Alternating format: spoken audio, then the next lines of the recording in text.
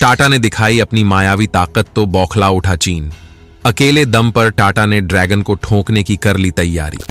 अब टाटा के आगे पानी मांगेगा ड्रैगन। टाटा बनाएगा भारत को प्लेन मैन्युफैक्चरिंग का हब। जी हां दोस्तों, टाटा ने कमर कस ली है न केवल भारत को प्लेन मैन्युफैक्चरिंग का हब बनाने के लिए, बल्कि चीन को उसकी औकात बताने के लिए, क्योंकि अभी तक चीन को ही एशिया में मैन्युफैक्चरिंग का किंग माना जाता था। लेकिन टाटा ने ऐसा गेम खेला है, भारत की शान टाटा कुछ ऐसा करने जा रहा है कि चीन को उसकी औकात पता चल जाएगी। और अगर टाटा के वैज्ञानिक अपने इस मिशन में कामयाब रहते हैं तो न केवल चीन की मैन्युफैक्चरिंग बादशाहत को खत्म कर देंगे, बल्कि भारत ऐसा करने वाला एशिया का पहला देश बन जाएगा। पूरी अपडेट को बारीकी से समझने के लिए और टाटा के वैज्ञानिकों पर गर्व करने के लिए वीडियो में लास्ट तक बने रहिए। लेकिन टाटा के वैज्ञानिक भारत को जिस तरह से प्लेन मैन्युफैक्चरिंग का हब बनाने जा रहे हैं, उसके लिए वीडियो को एक लाइक और कमेंट बॉक्स में जय हिंद का एक प्यारा सा मैसेज जरूर टाइप कीजिए। दोस्तों, अगर आपको याद हो तो आज से कुछ महीनों पहले भारत सरकार द्वारा टाटा को एक प्रोजेक्ट दिया गया था C295 ट्रांसपोर्ट एयरक्राफ्ट को डेवलप करने का। और टाटा के वैज्ञानिक इस एयरक्राफ्ट को डेवलप करने में दिन रात की मेहनत से जुटे हुए हैं। और आपको जानकर हैरानी होगी कि ये एशिया में मैन्युफैक्चर किया जाने वाला पहला ट्रांसपोर्ट एयरक्राफ्ट होगा। यानी कि इस तरह के प्रोजेक्ट को अभी तक चीन भी कंप्लीट नहीं कर पाया है।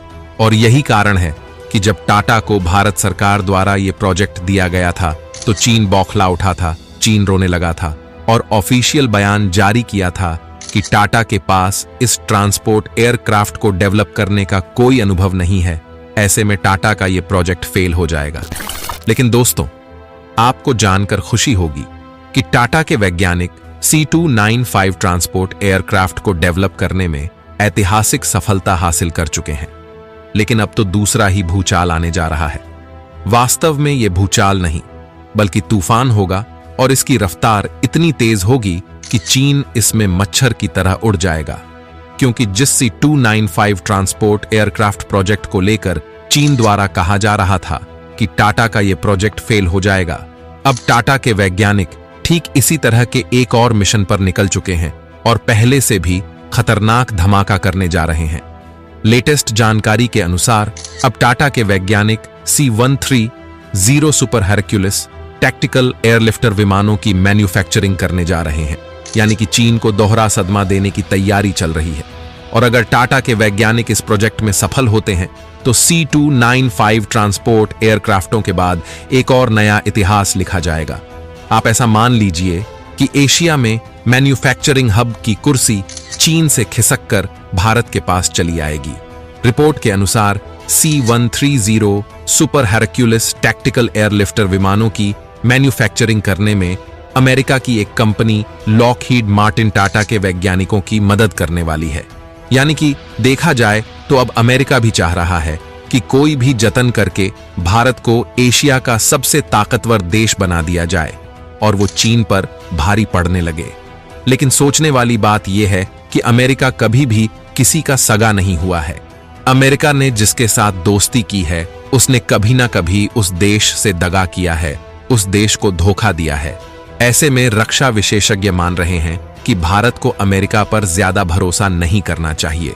अमेरिका सिर्फ चीन को पीछे धकेलने के लिए भारत को इतना सपोर्ट कर रहा है। ऐसे में भारत को सिर्फ अपना लाभ देखना चाहिए और फायदा लेने के बाद साइडलाइन हो जाना चाहिए।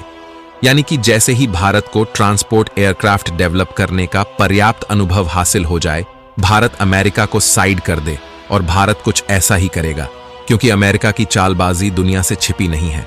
अब आपके मन में एक सवाल निश्चित तौर पर चल रहा होगा कि भारत को C130 super Hercules tactical airlifter विमानों को डेवलप करने के लिए अमेरिका की जरूरत क्यों है? क्या भारत खुद की तकनीक का इस्तेमाल करते हुए ऐसा विमान डेवलप नहीं कर सकता? तो दोस्तों, आपको बता दूं कि ट्रांसपोर्ट एयरक्राफ्ट डेवलप करना कोई मामूली बात नहीं है। आज दुनिया में सिर्फ 2 कंपनियां ही ऐसी हैं। जी हां, पूरी दुनिया में सिर्फ 2 कंपनियों के पास ऐसी टेक्नोलॉजी मौजूद है जो ट्रांसपोर्ट एयरक्राफ्ट डेवलप कर सकती हैं। पहली कंपनी है अमेरिका की और दूसरी कंपनी है यूरोप की।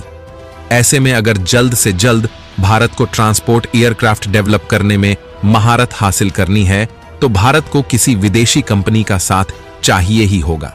और इसी चीज को ध्यान में रखते हुए भारत ने अमेरिका की लॉकहीड मार्टिन को सिलेक्ट किया है।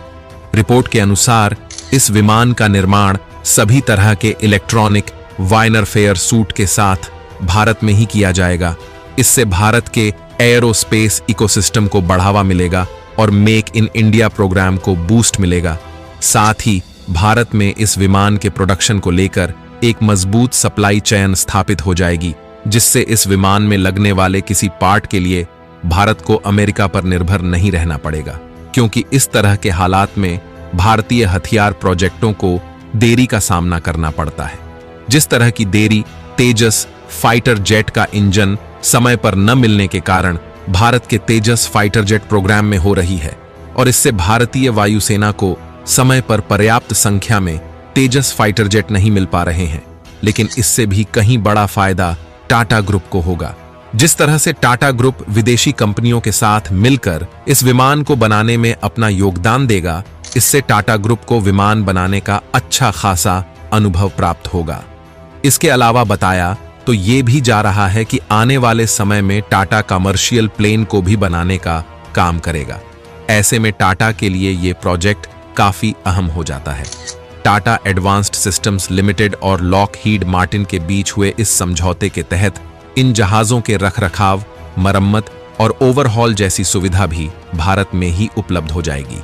इससे भारतीय वायुसेना के मौजूदा 12 C-130 सुपर हेरक्युलिस बेड़े को भी काफी बड़ा फायदा होगा। इस समझौते से मीडियम ट्रांसपोर्ट एयरक्राफ्ट प्रोजेक्ट को आगे बढ़ाया जाएगा। दोस्तों, इस तरह के प्रोजेक्ट भारत में स्टार्ट होने से सबसे बड़ी लात चीन को पड़ने वाली है, क्योंकि भले ही अमेरिका भारत का सपोर्ट इसलिए कर रहा हो ताकि चीन को बैकफुट पर धकेला जा सके, लेकिन इसका फायदा ये हो रहा है कि भारत को एक एक करके सारी क्रिटिकल टेक्नोलॉजी मिलती जा रही है। भारत को वो टेक्नोलॉजी भी मिल रही है जिसको आज तक अमेरिका ने किसी दूसरे देश को ट्रांसफर नहीं की है।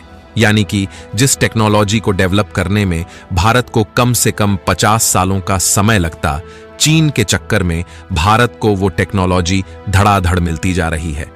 इसका फायदा ये होगा कि भारत के ऐसे ऐसे हथियार हो जाएंगे जिनका तोड़ चीन 7 पीढ़ी निकलने के बाद भी ढूंढ नहीं पाएगा। और एक तरफ जहां अमेरिका चीन का दुश्मन बना बैठा है और किसी भी तरह से चीन को नेस्तनाबूद कर देना चाहता है, भारत भी इसी चक्कर में बैठा है कि किसी भी तरह से चीन को उसकी औकात बताई जा सके और ले दे करके चीन से अक्साई चिन और अरुणाचल प्रदेश का वो एरिया वापस लिया जा सके जिस पर चीन ने अवैध रूप से कब्जा कर रखा है। और ऐसा तभी हो सकता है जब भारत के पास ऐसे हथियार आ जाएं, ऐसी टेक्नोलॉजी आ जाए कि चीन उससे भयभीत रहे।